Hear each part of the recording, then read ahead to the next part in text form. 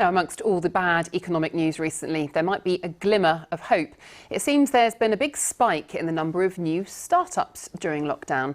Young people who were most likely to be furloughed or made redundant have been turning their hand to new tricks, as Thomas Magill has been finding out.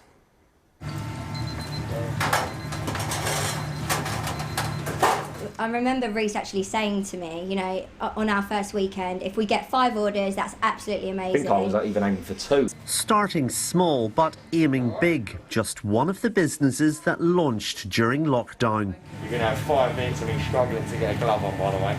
Reece and his girlfriend Charlie took the plunge, opening Serious About Nugs from his mum's kitchen after he was furloughed and then made redundant in March. 10 weeks on, and they've moved into commercial premises and employed other furloughed friends. A success right now, but they also know these aren't ordinary times. We're sort of waiting for that sort of week to come, basically, where, you know, the orders really drop off. But I come from a marketing background. Charlie's got fantastic ideas all of the time. Nearly 200,000 businesses have been created since March, with London being a real hub for startups. Surprising perhaps during these uncertain economic times, but some experts suggest now could be the right time to kick off a new venture where there are real opportunities. So there's a lot of entrepreneurial activity happening with those on furlough, but also just lots of other people spotting gaps in the market and thinking is now the time to do something about it. All of this, in terms of entrepreneurship flourishing, has just been enabled by really low-cost technology. I have just launched my embroidery kit subscription box, which has taken over from my kind of normal desk job.